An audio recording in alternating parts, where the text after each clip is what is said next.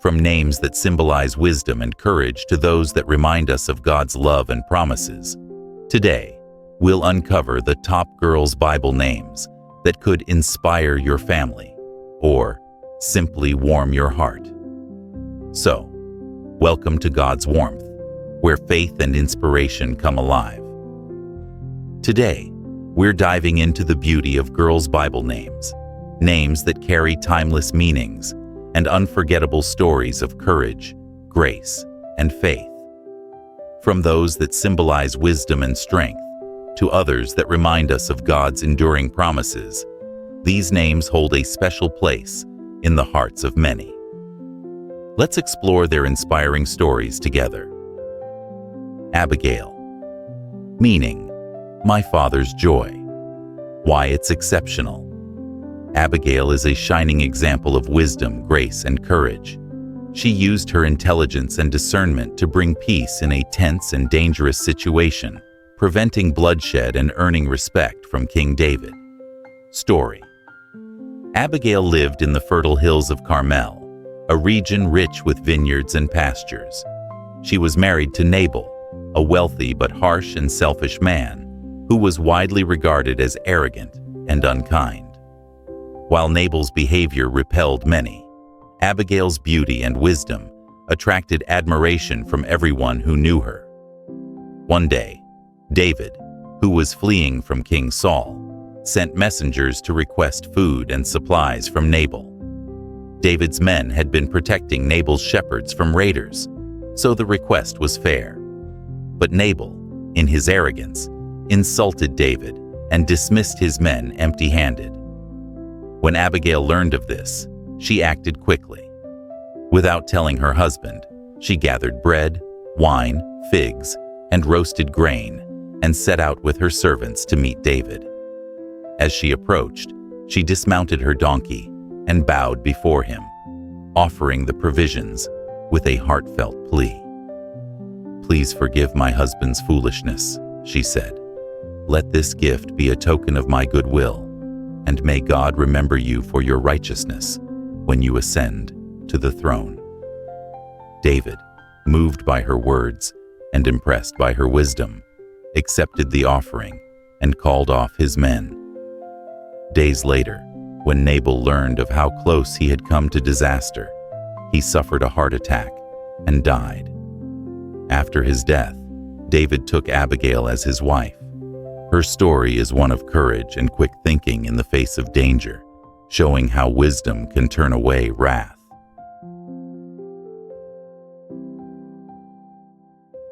Deborah, meaning B. Why it's exceptional. Deborah stands out as a woman of unparalleled leadership and faith during a time of great turmoil. She led Israel with wisdom and courage, demonstrating that God empowers women to serve in significant roles. Story. In a time when Israel had no king, chaos ruled the land. Enemies oppressed the people, and there was little unity. Amid this disorder, a woman named Deborah rose as a judge and prophetess. Beneath her palm tree, Deborah would settle disputes and speak God's words to the people. Her wisdom earned her widespread respect, and her leadership brought hope. When the Canaanite army, led by the cruel general Sisera, began oppressing Israel, Deborah summoned Barak, a warrior.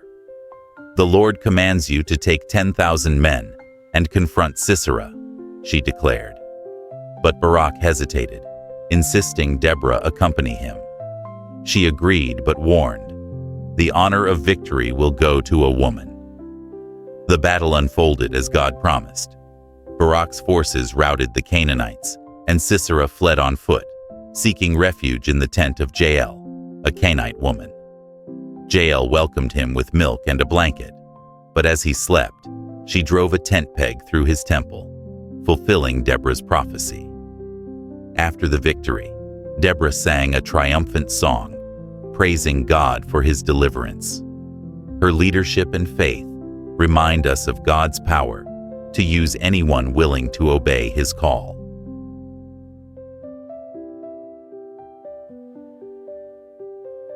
Esther, meaning star. Why it's exceptional. Esther's story is a remarkable example of courage, wisdom, and faith. As a young Jewish woman, she rose to a position of influence in a foreign kingdom and risked her life to save her people. Her story reminds us that God places us where we are, for such a time as this, to fulfill His purposes. Story. Esther's journey began in the city of Susa, the capital of the Persian Empire. She was born Hadassah, a Jewish girl raised by her cousin Mordecai after the death of her parents. Living as an exile in a foreign land, Esther's life took an unexpected turn when King Xerxes, Ahasuerus, in a fit of anger, deposed his queen, Vashti, for refusing to appear before him and his guests. The king ordered a search for a new queen, gathering the most beautiful young women from across the empire into his palace. Esther, known for her beauty and grace, was chosen to join the harem. Mordecai advised her to keep her Jewish identity a secret, knowing the potential dangers in a court where anti-Semitism lurked beneath the surface. Despite the challenges of palace life, Esther won the favor of Haggai, the keeper of the women, and ultimately captured the heart of King Xerxes. She was crowned queen, but her true purpose in the palace was yet to unfold. Meanwhile, Mordecai uncovered a plot by two palace officials to assassinate the king. He informed Esther, who reported it to Xerxes, crediting Mordecai for the discovery. This act would later prove crucial, though for the time, Mordecai's deed was recorded and forgotten. Trouble arose when Haman, an ambitious and vengeful official, rose to power. Mordecai, a devout Jew, refused to bow to Haman, enraging him.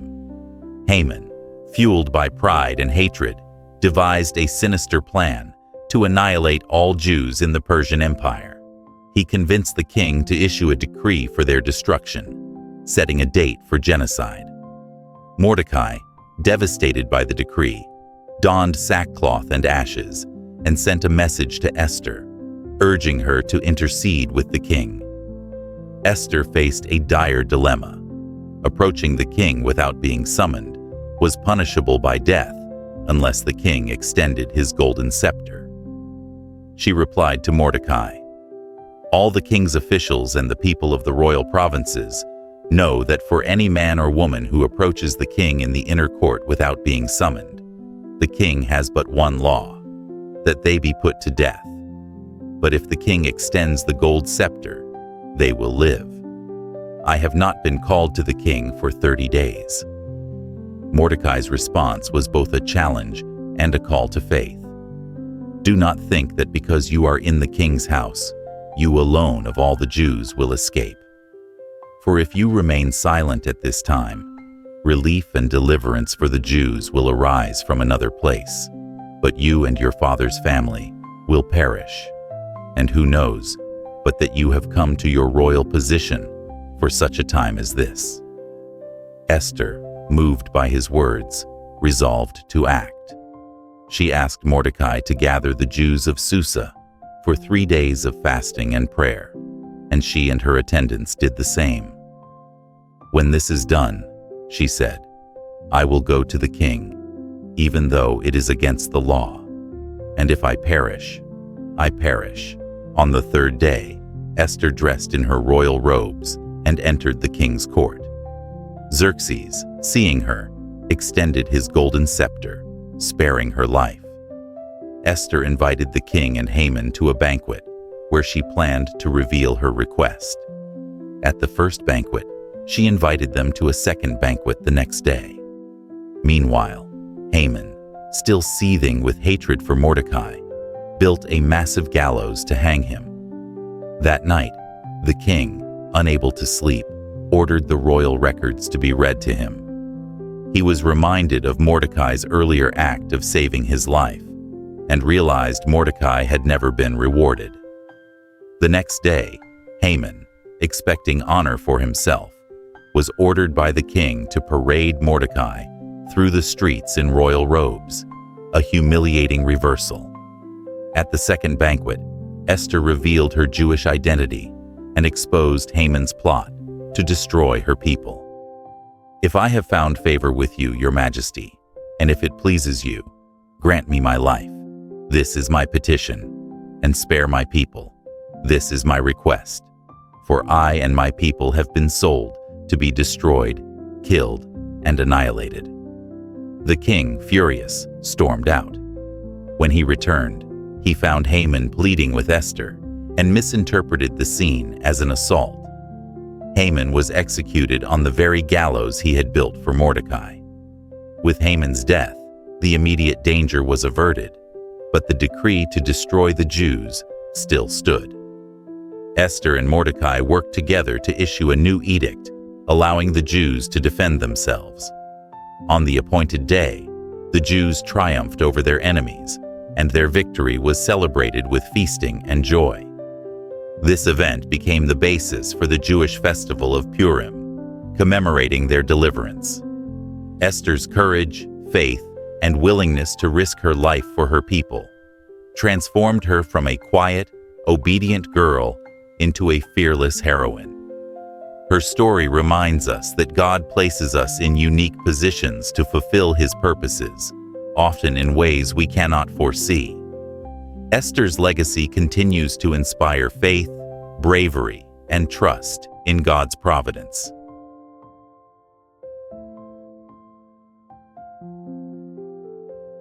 Hannah, meaning grace or favor. Why it's exceptional. Hannah's story is a powerful example of faith, perseverance, and surrender. Her heartfelt prayers and unwavering trust in God amidst great sorrow demonstrate the transformative power of prayer and the beauty of giving back to God what He has given. Story. Hannah lived during a time when Israel was led by judges, and the spiritual state of the nation was fragile. She was married to Elkanah, a Levite, who loved her deeply. However, their marriage was marked by sorrow because Hannah was barren and unable to have children. This was a source of great anguish in a society where a woman's value was often tied to her ability to bear children. To make matters worse, Elkanah had another wife, Peninnah, who had many children. Peninnah, perhaps out of jealousy for Elkanah's love for Hannah, would provoke and taunt her relentlessly, especially during their annual pilgrimage to the tabernacle at Shiloh. Each year, as they worshipped and offered sacrifices, Peninnah's words cut deeply, and Hannah would weep bitterly, unable to eat. Elkanah, though well-meaning, struggled to comfort her. "Hannah, why are you weeping? Why don't you eat? Why are you downhearted? Don't I mean more to you than 10 sons?" he asked. Despite his love, Hannah's heart remained heavy, with the ache of unfulfilled desires. One year, during their visit to Shiloh, Hannah reached her breaking point. She went to the tabernacle and poured out her soul to God in fervent prayer. In her desperation, she made a vow.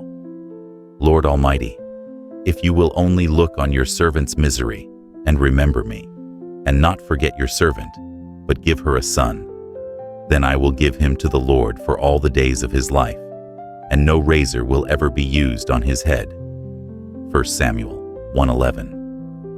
This vow reflected her deep surrender and trust in God's plan. As she prayed, her lips moved silently, and her intensity caught the attention of Eli, the high priest. Mistaking her for being drunk, Eli rebuked her, but Hannah explained that she was pouring out her grief before the Lord. Eli, moved by her sincerity, blessed her, saying, "Go in peace, and may the God of Israel grant you what you have asked of him." Hannah left the tabernacle with a renewed spirit, her faith bolstered. In due time, God answered her prayer, and she conceived and gave birth to a son. She named him Samuel, meaning "God has heard," as a testament to God's faithfulness in hearing her cries.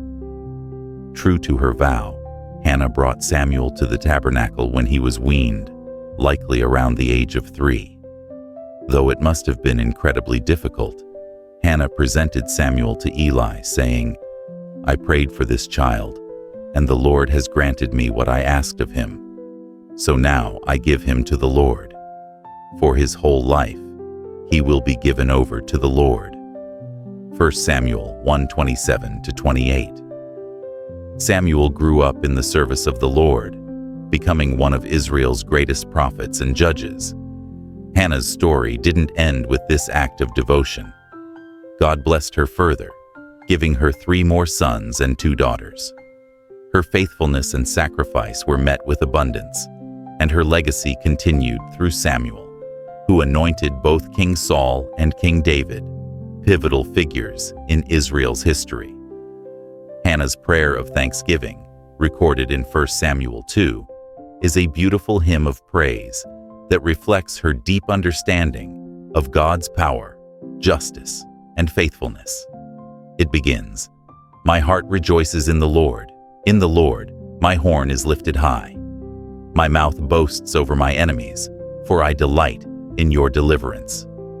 Hannah's journey from sorrow to joy is a profound reminder of the power of prayer and God's ability to turn mourning into rejoicing. Her unwavering faith, even in the midst of heartache, continues to inspire those who trust in God's timing and sovereignty. She teaches us that surrendering our desires to God and dedicating His blessings back to Him can lead to blessings beyond measure. Ruth, meaning friend or companion. Why it's exceptional. Ruth's story is a testament to unwavering loyalty, kindness, and faith. Despite being a foreigner in Israel, Ruth became part of God's redemptive plan, joining the lineage of King David and ultimately Jesus Christ.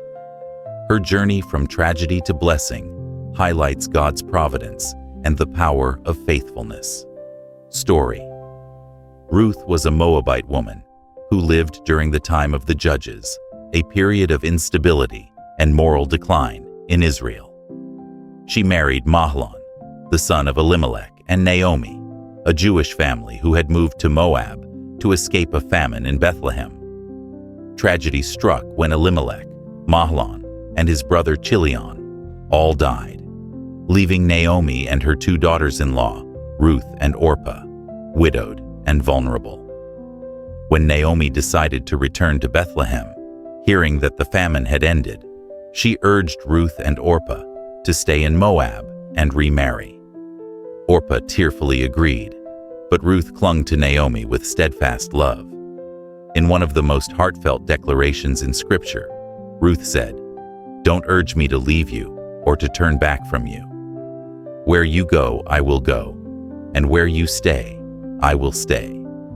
Your people will be my people, and your God my God. Where you die, I will die, and there I will be buried.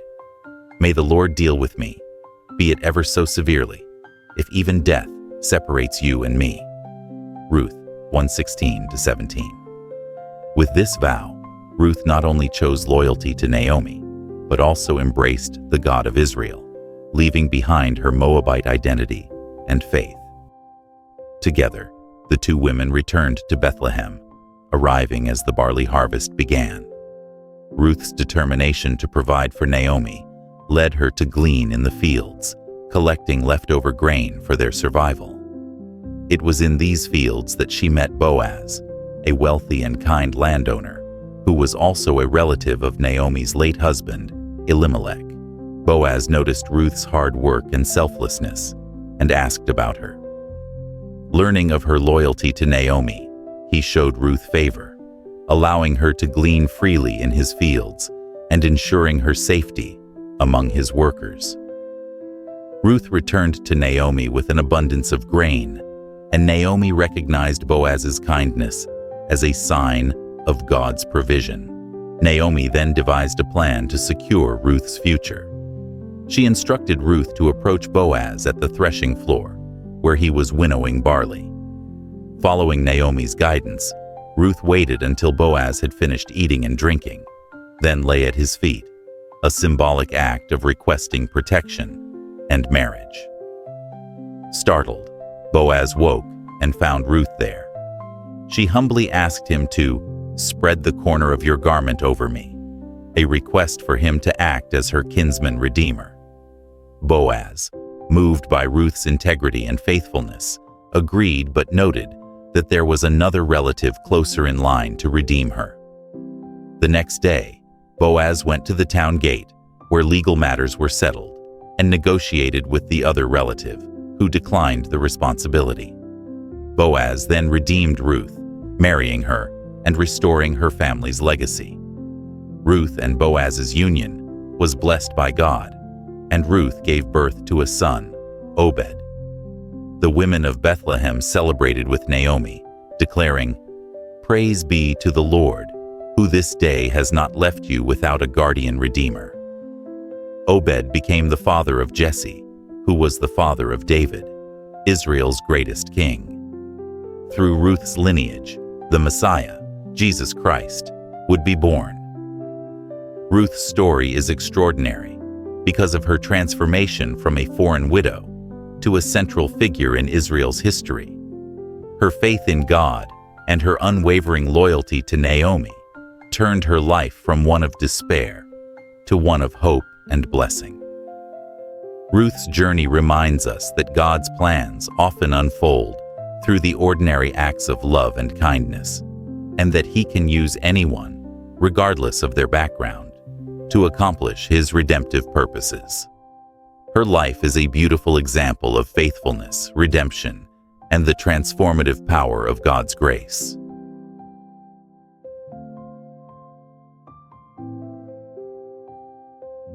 Thank you for joining us as we explored the inspiring stories behind 5 of the top 10 girls' Bible names. But we're not done yet. The remaining 5 names, just as beautiful and powerful, will be revealed in our next video. If this video inspired you, hit that like button and share it with someone who needs to hear these timeless stories. And don't forget to subscribe to God's Warmth and turn on the notification bell so you don't miss the rest of this series. Let's spread God's light together, one story, one name, and one heart at a time. Thank you for being here. Stay blessed, stay inspired, and we'll see you in the next video.